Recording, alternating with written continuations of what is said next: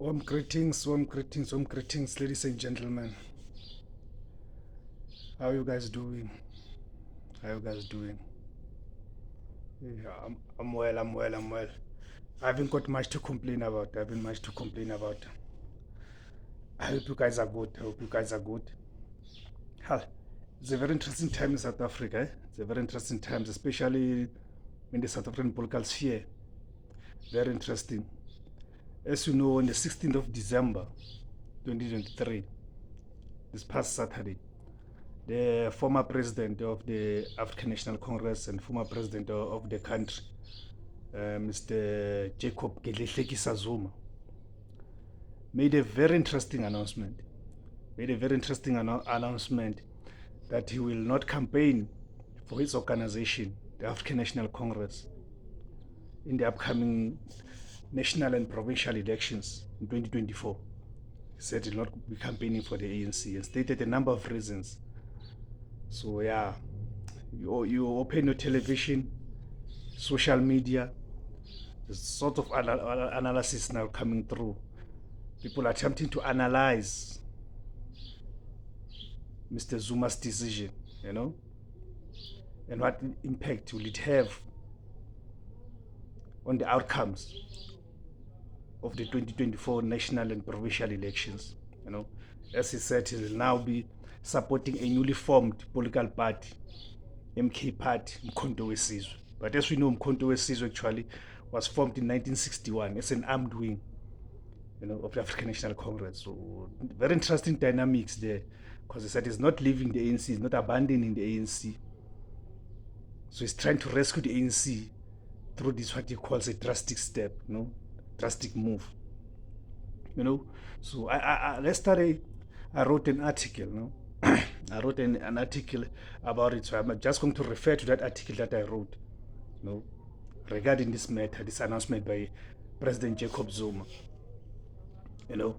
So yeah, I think amongst the other reasons that President Zuma mentioned, it is that the ANC has betrayed the cause of the revolution and abandoned the mission for the National Democratic Revolution.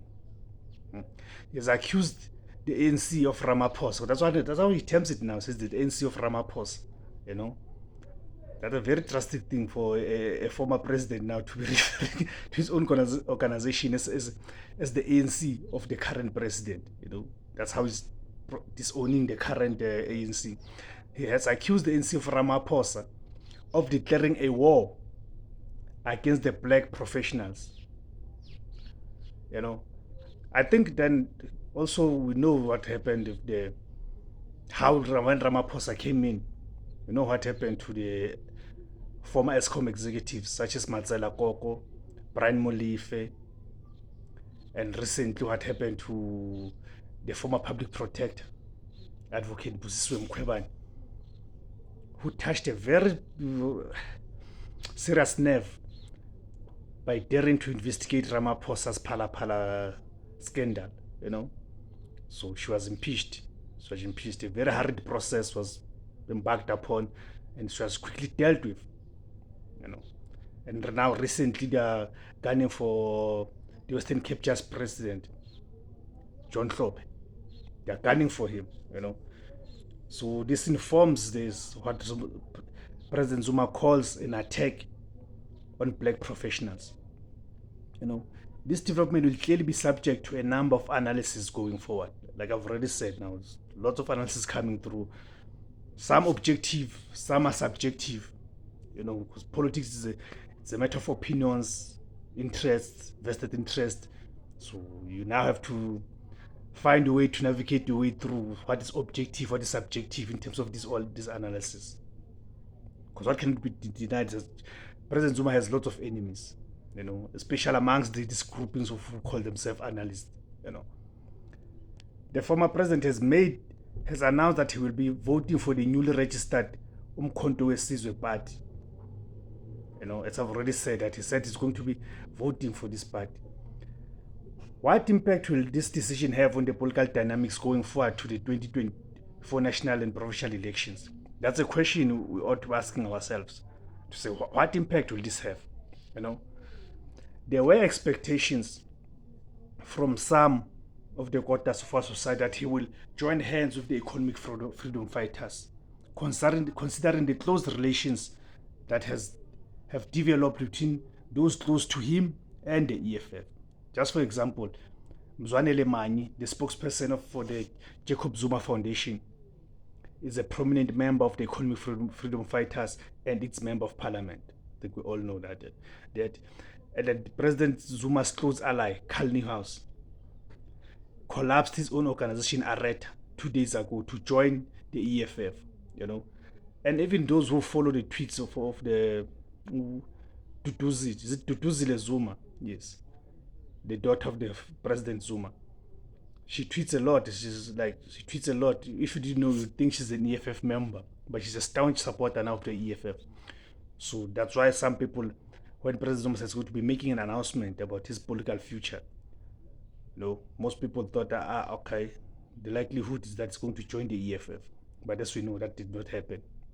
Some expected President Zuma to join hands with his other ally, who is the expelled ANC Secretary General, Magashule, in his newly formed political party, the African Congress for Transformation Act. I think those who are aware that the former Premier of the Free State, the chairperson of the Free State, long-serving Premier of the long-serving ANC chairperson in the Free State, Magashule, who then later became the ANC Secretary General in 2017, has been expelled from the ANC and he has gone or embarked on his own journey, forming his own political party named the African Congress for Transformation. So knowing the close relations between the two, Magashule and Jacob Zuma, some expected that he'll probably be joining Magashule there. But as you know, that did not happen. It is still early days for one to provide concrete analysis on the prospects of the newly formed MK party, because for one to be able to provide objective analysis on its prospects, firstly must study its structures and how well represented it is across all corners of the country. Because elections are not a child's play. You need to have concrete and solid structures on the ground for you to campaign for these elections in the South African context. What cannot be called into question is the popularity and pull President Zuma has in the country, and it is likely to affect the vote share of the ANC. There are those who are very dismissive, say, this will not impact the ANC. Those are lying. Because let me just take you back. The ANC first governed KZN in 2004, but it was below 50, right? Because from 94 to 2004, the IFP was the governing party in KZN. Then 2004, the ANC took over, but it was around 47%. The ANC only went above 50% in 2019 under the leadership of President Jacob Zuma. And in 2014, it increased further, right? Then in 2019, it dropped after Jacob Zuma was no longer the president of the ANC. It dropped under the leadership of Cyril Ramaphosa. It dropped in KZN. It even became worse in the local government elections in 2021, right? So now those who say this move by Jacob Zuma will have no impact in the ANC, what data are they analyzing? In the analysis, what analytical framework, what theoretical framework are they using? What tools of analysis are they applying? Again, goes back to what I was saying, that there's going to be a lot of analysis. There's already a lot of analysis. Some are objective, some are subjective. Especially from those who hate President Zuma, you see. So now when you listen and read through all this analysis, you need to keep those in mind, as some are not even relying on any data, but are just talking about their feelings. So that's what we call subjective and not objective analysis, those ones, right? Okay. And then President Zuma, in his announcement, he mentioned that there are ongoing talks about a possibility of a front, a front of the progressive forces, about 9 to 10 of them, So in my head, I'm thinking the possibility of a progressive forces made of the economic freedom fighters, the EFF, the African Transformation Movement, ATM, Pan-Africanist Congress of Azania, PAC, African Congress for Transformation, ACT, Black First Land First, BLF, the Land Party and Umkhonto weSizwe Party might be an exciting prospect. This may well be a correct vehicle against the right-wing coalition of the DA, Front Plus, IFP, Action SA, these others. This is the Moonshot Pact that was proposed by the DA and others. Because claiming that the right wing is coalescing in their own corner.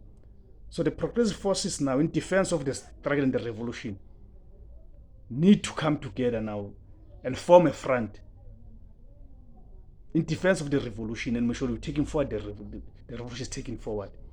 So 2024 is promising to be an exciting year in terms of electoral politics.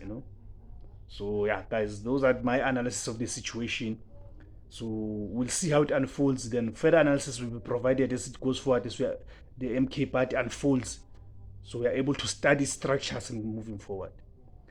Thank you very much, guys, for watching the channel. Thank you very much, guys, for watching the videos.